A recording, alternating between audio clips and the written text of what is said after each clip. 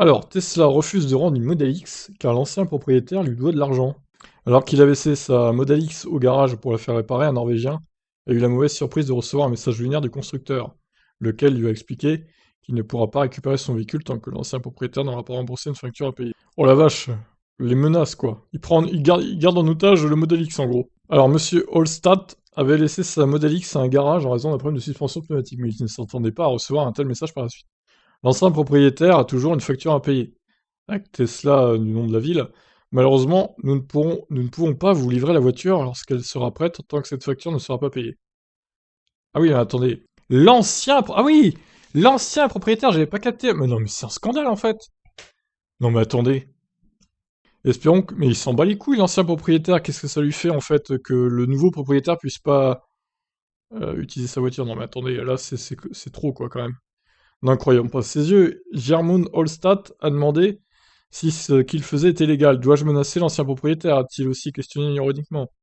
Interrogé par le site moteur.no, la Fédération norvégienne de l'automobile et le service norvégien de consultation des consommateurs ont assuré que cette pratique était tout à fait illégale. Et la première citée de conseiller à Holstadt de contacter la police. Oh, c'est incroyable.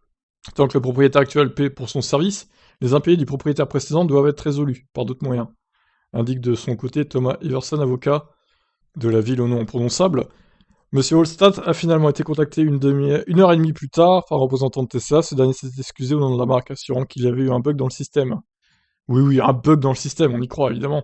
C'est tout de même difficile à comprendre car la personne qui a écrit le message savait que ce n'est pas moi qui devais de l'argent, mais bien l'ancien propriétaire. C'est pas du tout un bug, hein, c'est la personne en question qui a fait du zèle, là. Se confiant au site Auto-Évolution, l'utilisateur a souligné que sa Model X a actuellement 55 000 km au compteur. Sa garantie a expiré il y a 2 mois, si bien qu'il risque de devoir payer 8 000 dollars pour la réparation. D'après Tesla, son véhicule souffre de problèmes au niveau des suspensions pneumatiques avant et arrière.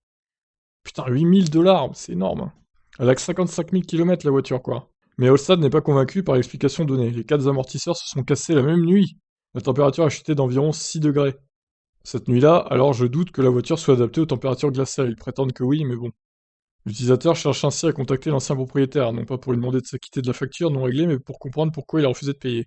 Ça pourrait être lié à des problèmes de suspension récurrents.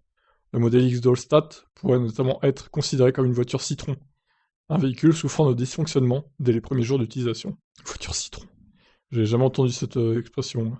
Bon, ah bah là, franchement, Tesla Norvège, moyen, hein. C'est quoi ce genre de procédé, sérieusement, quoi? Le mec a été quand même obligé de contacter un avocat pour résoudre la situation, hein. Franchement, c'est inadmissible, hein. Bon, bah, dites-moi ce que vous en pensez. Est-ce que vous, en tant que Français possesseur de Tesla, vous avez été victime de ce genre de choses par Tesla France ou d'une chose un peu similaire? Dites-moi en commentaire, je suis franchement surpris là quand même. Ouais, ciao.